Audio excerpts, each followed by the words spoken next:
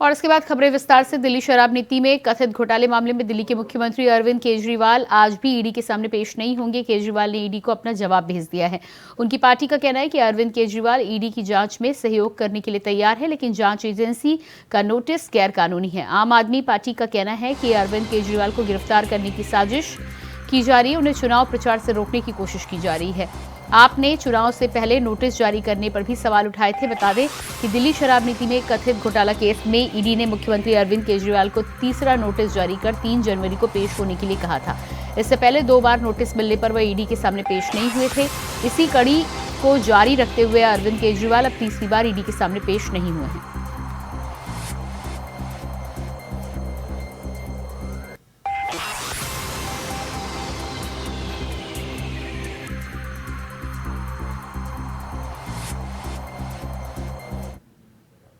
Today, once again, Mr. Kejriwal has skipped the third summons also. This shows that चोर की मूंछ में तिनका जरूर है, that there is something to hide, therefore he's acting like an absconder and like a criminal. Perhaps he knows that all of this victimhood card, this card that it is being done deliberately to target us, is not giving any results. Courts have not given bail to Manish Sisodia.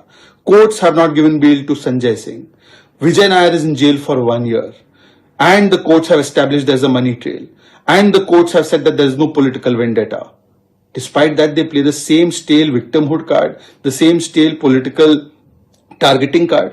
Congress party or ally has said that this case is genuine and you have done corruption. Are they also doing political vendetta against you?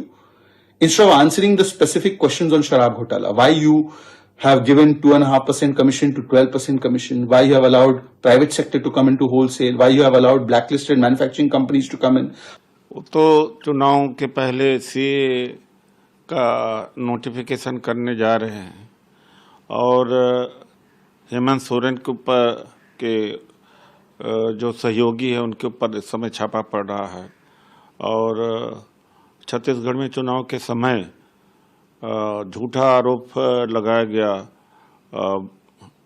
Baghel ji के ऊपर और ED के गलत notices गए, वहाँ पर दबाव डाला गया और वही विपक्ष के साथ किया जा रहा है और विपक्षी गठबंधन में अरविंद केजरीवाल जी भी हैं, तो इलीगल है। सोच समझ के उन्होंने कहा होगा कि इलीगल है, लेकिन यह बात तो सच है कि इन सारी एजेंसियों का जो काम था वह न करके विपक्ष के ऊपर दबाव बनाने का ही काम कर रही हैं। मनीष जी को करीब 1 साल से गिरफ्तार किया हुआ है। उनके खिलाफ कोई सबूत अदालत में पेश नहीं कर पाए हैं। आज नहीं तो कल मनीष जी निर्दोष साबित होंगे और रिहा होंगे। ये बात केंद्र सरकार भी जानती है। इसलिए सोचा जा रहा है कि किसी तरीके से अरविंद केजरीवाल जी को भी इस मुकदमे में गिरफ्तार कर लिया जाए। हम सब ये चीज देख रहे हैं कि देश के अंदर जितने भी अपोजिशन पार्टी के लीडर्स हैं, उनको किसी न किसी मामले के अंदर ईडी द्वारा गिरफ्तार करने की कोशिशें हो रही हैं। निश्चित तौर पर जो लोग राजनीति में आने से पहले ईमानदारी की दुहाई देते थे, आज सबसे बड़ी बेईमान पार्टी आम आदमी पार्टी बनी है, जिनके एक नहीं अनेक मंत्री जेल में है, उप मुख्यमंत्री जेल में है। अब मुख्यमंत्री भ्रष्टाचार के मामले में ईडी के समन को बार बार नकार के हाजिर नहीं हो रहे हैं। इससे स्पष्ट दिखता है कि कहीं ना कहीं दाल में कुछ काला है, या तो पूरी दाल ही काली नजर आती है। हिंडनबर्ग विवाद में सुप्रीम कोर्ट ने अडानी समूह को बड़ी राहत दी है। सुप्रीम कोर्ट ने मामले में फैसला सुनाते हुए कहा है कि विदेशी पोर्टफोलियो निवेश नियमों में किसी तरह की कोई गड़बड़ी नहीं हुई है।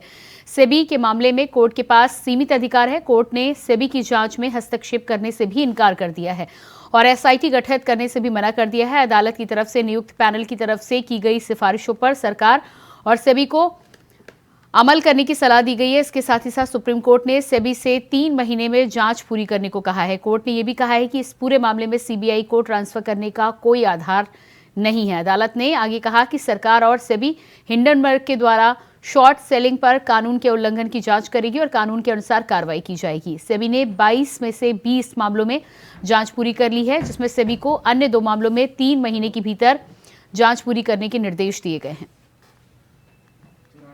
Well, without going into the merits of the Supreme Court order, which I have not read, you've just explained the highlights of that order to me.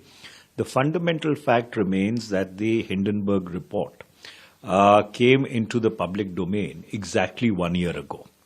And since 1 year, the Securities and Exchange Board of India, which is charged with the remit of superintending India's capital markets, has been dragging its feet on the on the allegations made in the Hindenburg report. So therefore, if on a matter as sensitive as this, which has agitated not only Parliament, but people across the length and breadth of the country, if not the world, it takes 1 year to even complete an investigation, it just goes to show as to how lackadaisical the attitude of the Securities and Exchange Board of India is. The fact remains that the Securities and Exchange Board of India, if it wanted, it could have completed the investigation a long time back. And we repeatedly raised this matter even in the Parliamentary Standing Committee of Finance. We have the opposition members requested that SEBI be called to explain its conduct to the Parliamentary Standing Committee of Finance. But unfortunately, we've been stonewalled every time. So therefore, under those circumstances, if the Supreme Court has set a 2-month deadline, we do hope SEBI does end up completing its probe. But going by the track record of SEBI, I do not see that really happening. वहीं court के फैसले पर गौतम अडानी ने social media के जरिए एक post साझा करते हुए कोर्ट का आभार जताया है। उन्होंने लिखा है कि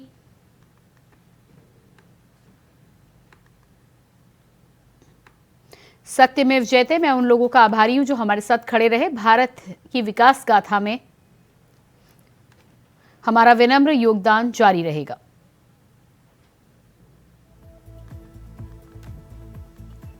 माननीय सर्वोच्च न्यायालय के फैसले से पता चलता है कि सत्य की जीत हुई है।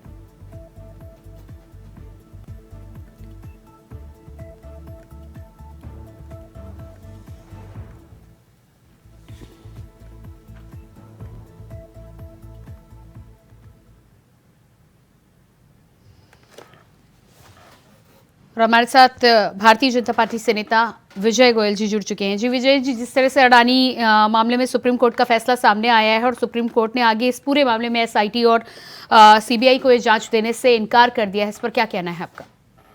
मैडम धन्यवाद। पवन गोयल नाम था मैडम, प्लीज। जी, आप विजय गोयल बोल रहे थे इसलिए नाम करेक्ट कर रहा था, पवन गोयल नाम। जी माफ कीजिएगा। जी नहीं कोई बात। मैडम सबसे पहले तो वो देश के व्यापारी हैं और मैं कुछ चीजें आपके सामने रखना चाहता हूँ इंडिया वॉइस चैनल के माध्यम से। जी, देश के अंदर पिछले 9 सालों के अंदर 56 लाख व्यापारी बढ़े हैं, जिनका आंकड़ा बढ़ा, केवल अडानी ही नहीं। जी, और दूसरी बात, जो विपक्ष अडानी के ऊपर हमेशा सवाल उठाता है, तो देश के ऐसे 22 राज्य हैं जहां पर अडानी का व्यापार चलता है और 106 देश ऐसे हैं जिनसे अडानी व्यापार करते हैं। तो मैं ये कहना चाहता हूं कि अगर देश की अर्थव्यवस्था, देश का व्यापार और देश के उद्योगपति अमीर होते हैं तो वो खाली वही अमीर नहीं होते, नीचे से लेके मतलब चपरासी से लेके मैनेजर टाइप तक के सभी लेवल के लोगों को रोजगार मिलता है। तो ये तो हमें खुश होना चाहिए। अगर देश का व्यापारी बढ़ रहा है तो देश की तरक्की हो रही है। आज अगर भारत की अर्थव्यवस्था 5वें नंबर पे है तो वो इन्हीं उद्योगपतियों की वजह से है। सरकार और व्यापार और उससे बढ़ता हुआ रोजगार, यही रोजगार के अवसर प्रदान करता है। और रही बात सुरक्षा एजेंसियों की, जांच एजेंसियों की और माननीय कोर्ट की, सब अपना काम अपने हिसाब से करते हैं। देश की एक पॉजिटिव सरकार है जिसके अंदर में जो भी विद्रोही होगा, जो भी देशद्रोही होगा, जो भी भ्रष्टाचारी होगा, उसकी जगह जेल में है। और व्यापारी और व्यापार करने वाले लोगों को ईमानदारी से डरने की देश में कोई जरूरत नहीं है। अब ये भ्रष्टाचार की सरकार नहीं है। जी बिल्कुल। जिस तरह से इस पूरे मामले में कोर्ट ने सेबी को 3 महीने का समय दिया हुआ है और जांच पूरे करने के आदेश भी दिए हैं, ऐसे में जिस तरह से आप कह रहे हैं कि तमाम लोग जो कंपनी से जुड़े हुए हैं उनके लिए तो राहत भरी खबर है, पर 3 महीने का जो समय दिया गया है, क्या लगता है आपको कि साल भर का समय काफी लेट हो गया? इसके बाद सुप्रीम कोर्ट को ये मियाद देनी पड़ी है कि 3 महीने के अंदर रिपोर्ट कंप्लीट करनी होगी? मैंने कहा ना जी, देखिए कानून प्रणाली अपने तरीके से काम करती है। जिस तरीके से देश के मान्य जजों ने ये फैसला दिया, कुछ सोच कर दिया होगा, क्योंकि हर डिपार्टमेंट के ऊपर एक डिपार्टमेंट है। खाली ये कह देना कि हर कोई सेंट्रल गवर्नमेंट का तोता है, तो ये आपके सवाल का और विपक्ष के सवाल का भी ये उत्तर है कि सेंट्रल गवर्नमेंट के भाई तोते नहीं है। जांच एजेंसियां, सुरक्षा एजेंसियां और कानून प्रणाली अपनी व्यवस्था के हिसाब से काम करती हैं। अगर उन्होंने कोई समय दिया, शॉर्ट टर्म नोटिस दिया 3 महीने का, तो बहुत अच्छी बात है। इस फैसले का समर्थन करना चाहिए। जी बिल्कुल। इस पूरे मामले में जिस तरह से हिंडनबर्ग की रिपोर्ट सामने आई थी और उसके बाद विदेशी मीडिया की तरफ से भी जो जानकारियां निकल कर सामने आई थी जिनके आधार पर विरोध किया जा रहा था, उस पर आपका क्या कहना है? क्योंकि कोर्ट ने तो अपनी मुहर लगा दी है, लेकिन विपक्ष और तमाम तरह की जो न्यूज मीडिया के माध्यम से आती रहती हैं, उसको लेकर क्या कहना है आपका? आपका सवाल बिल्कुल ठीक है मैडम। विपक्ष के अंदर अरविंद केजरीवाल जी भी आते हैं, विपक्ष के अंदर कांग्रेस भी आते हैं और विपक्ष के अंदर वो राज्य भी आते हैं जो 28 दल के घटकों के बैठकों के साथ अपने अपने राज्यों में, चाहे बिहारी क्यों ना हो, अडानी को व्यापार देते हैं। अगर अडानी चोर है, बेईमान है, भ्रष्टाचारी है, तो आप अपने राज्य में उन्हें व्यापार करने के लिए क्यों मौका दे रहे हो? वो मौका इसलिए दे रहे हैं क्योंकि एक उद्योगपति के आने से उस स्टेट की अर्थव्यवस्था मजबूत होती है और लाखों लोगों को रोजगार मिलता है। तो ये कह देना कि अडानी चोर है, भ्रष्टाचार, ये सिर्फ सेंट्रल गवर्नमेंट को घेरने की तैयारी कर रहे हैं, उसमें खुद ही फंसते चले जा रहे हैं। जी बिल्कुल। पवन जी, आप का बातचीत करने के लिए बहुत बहुत धन्यवाद। तो जिस तरह से हम बातचीत कर रहे थे और इसके बाद बात करेंगे अगली खबर की। गौतम बुद्ध नगर से बड़ी खबर सामने आ रही है। सीरिया और स्क्रैप माफिया रवि काना की 100 करोड़ की संपत्ति सील। गौतम बुद्ध नगर से बड़ी खबर सामने आ रही है। सीरिया और स्क्रैप माफिया रवि काना की 100 करोड़ की संपत्ति सील।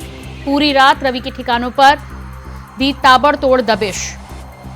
5 करोड़ के स्क्रैप और 30 करोड़ की जमीन हुई सील। 5 करोड़ के स्क्रैप और 30 करोड़ की जमीन हुई सील।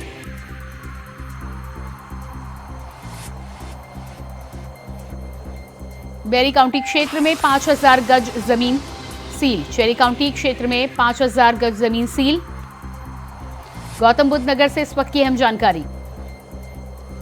30 करोड़ की जमीन हुई सील। चेरी काउंटी क्षेत्र में 5000 गज की जमीन सील।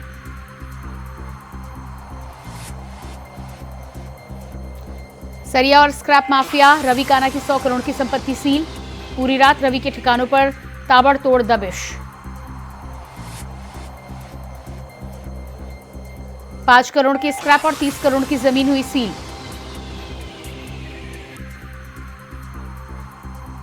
और इसी खबर पर हमारे साथ हमारे सहयोगी नितिन चौधरी न्यूज रूम से जुड़ चुके हैं। जी नितिन, जिस तरह से रवि काना की संपत्ति सील हुई है, जानकारी मिल रही है कि अलग अलग जगहों की जमीनों को सील किया गया है, साथ ही साथ संपत्ति को भी सील किया गया है। क्या है पूरी जानकारी? देखिए प्रियंका, बिल्कुल बता दें, जिस तरीके से सरिया और स्क्रैप माफिया रवि काना जो है उसने गौतम बुद्ध नगर के अंदर बड़ा माफिया था, लेकिन बता दें लगातार इसकी जो संपत्ति है उसे जो है फरोख्त कर दिया गया। 5 करोड़ की स्क्रैप और 30 करोड़ की जमीन भी इसकी जो है जब्त की गई है। बताया जा रहा है कि चेरी काउंटी क्षेत्र में जो है 5000 गज की जमीन जो है सील हुई है, लेकिन बता दें उसके जो 20 से ज्यादा जो खाली ट्रक थे जो सरिया माफिया का काम करते थे, बड़ी बड़ी सरियाएं लेके यहाँ से इधर उधर करते थे। लेकिन उसके बाद गौतम बुद्ध नगर की जो कमिश्नर है लक्ष्मी सिंह, उन्होंने जो है सख्त आदेश दिया है कि वे पहले बता दें कि माफिया था, एक बड़ा माफिया है उत्तर प्रदेश के अंदर। लगातार इसको लेकर जो है लगातार पुलिस प्रशासन अपनी रडार पर लिए बैठे थे, लेकिन लगातार इसको देखते हुए जो उससे पहले गौतम बुद्ध नगर में कमिश्नर थे आलोक सिंह, उनके राज में इन्होंने जो है 1 दर्जन से ज्यादा पुलिसकर्मी इनके साथ रहते थे। लगातार इनके जो है पूरी तरीके से सुरक्षा व्यवस्था भी दी गई थी, लेकिन उसके बाद लगातार जब आदेश इसका आया कि रवि माफिया जो है रवि काना जो है सबसे बड़ा माफिया है, एक भू माफिया भी है और साथ ही इसके साथ जो बड़ा स्कैम का जो काम है इसका चल रहा था। लगातार जो कंपनियों से टेंडर लेता था, जबरदस्ती टेंडर लिया जाता था, लोगों को धमकाने का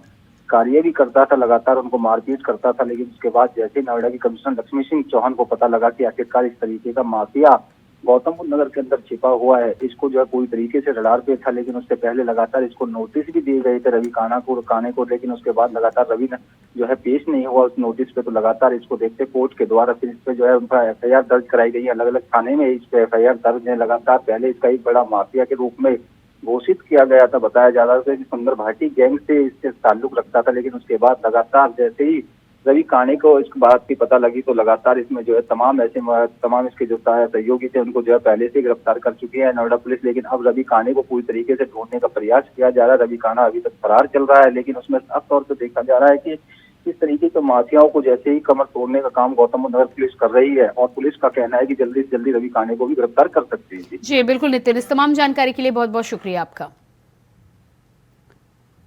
और अब रुक करेंगे अगली खबर का। देश भर में नए हिट एंड रन कानून के विरोध में बस और ट्रक ऑपरेटरों की हड़ताल का असर तेलंगाना में भी देखने को मिला है। हड़ताल के चलते पेट्रोल पंपों पर वाहनों की लंबी कतारें लग गई हैं, जिससे लोगों को भारी परेशानी और दिक्कतों का सामना करना पड़ रहा है। इसी बीच हैदराबाद से एक ऐसा वीडियो सामने आया है जिसे देखकर हर कोई हैरान है।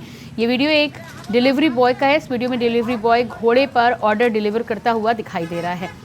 बाइक छोड़कर घोड़े पर निकला डिलीवरी बॉय। गजब का वीडियो आ रहा है सामने, तो ये तस्वीरें आप देख पा रहे हैं।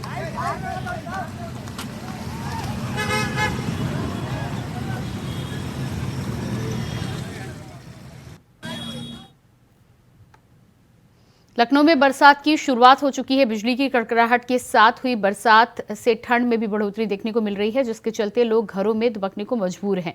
वहीं सड़कों पर भी सन्नाटा पसरा हुआ है। इसके साथ ही नर्सरी से कक्षा 8 तक के स्कूल 6 जनवरी तक के लिए बंद कर दिए गए हैं।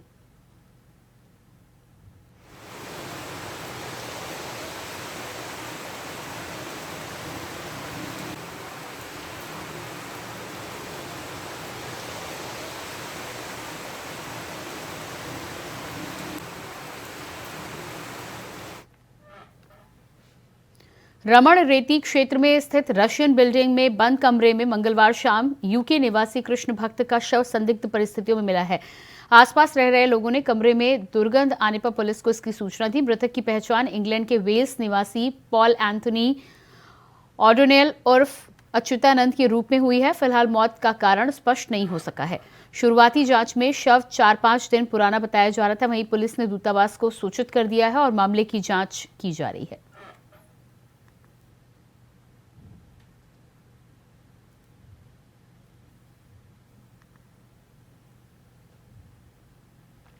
गैर प्रांत के युवाओं को शादी का झांसा देकर उन्हें लूटने वाले चंदौली के लुटेरी दुल्हन और उसके गैंग को संरक्षण देने के आरोप में पुलिस कर्मियों को गिरफ्तार कर लिया गया है। सिपाही अनुज सिंह चंदौली जिले के शाहबगंज थाने में तैनात था। वहीं इसके पहले पुलिस ने आरोपी दुल्हन समेत 4 अभियुक्तों को भी गिरफ्तार किया था। बता दें कि 27 दिसंबर को कोतवाली में एक प्रार्थना पत्र दिया गया, जिसके बाद कार्रवाई करते हुए पुलिस अधीक्षक डॉक्टर अनिल कुमार ने मामले को गंभीरता से लेते हुए आरोपियों को पकड़ने के लिए टीम गठित कर दी और तभी लुटेरी दुल्हन और उसका गैंग पुलिस के हत्थे चढ़ गया।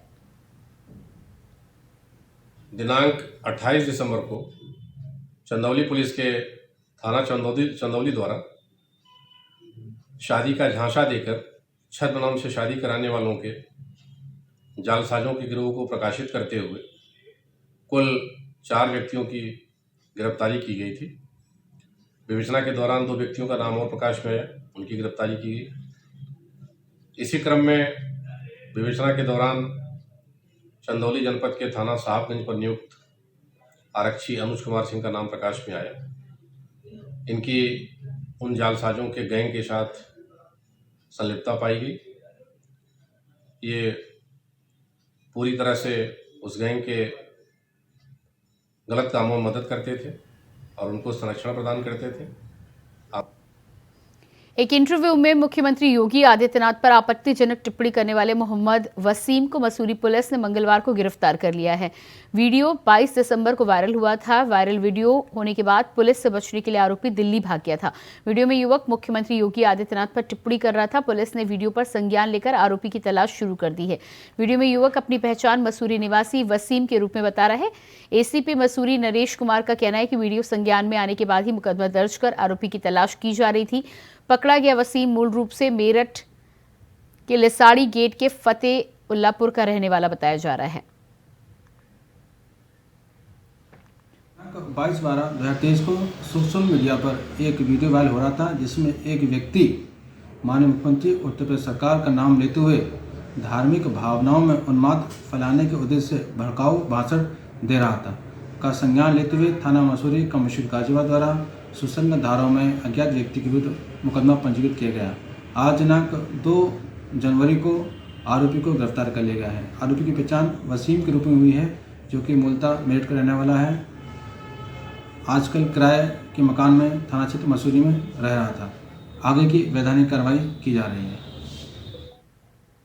दिल्ली के बवाना इंडस्ट्रियल एरिया में बीती देर रात एक प्लास्टिक दाना फैक्ट्री में भीषण आग लग गई। सूचना के बाद दमकल विभाग की 25 गाड़ियां घटनास्थल पर राहत और बचाव कार्यों के लिए पहुंची, जहां कड़ी मेहनत के बाद आग पर काबू पा लिया गया। फिलहाल कूलिंग ऑपरेशन जारी है। दमकल के मुताबिक घटना में किसी के हताहत ना होने की खबर है। राजधानी दिल्ली के बवाना इंडस्ट्रियल एरिया में बीती रात एक प्लास्टिक दाना फैक्ट्री में भीषण आग लगी, जिसके बाद दमकल विभाग को रात करीब 2 बजे आग लगने की सूचना दी गई और बवाना इंडस्ट्रियल एरिया होने की वजह से दमकल ने शुरुआती दौर में ही 4 गाड़ियां आग पर काबू पाने के लिए भेज दी।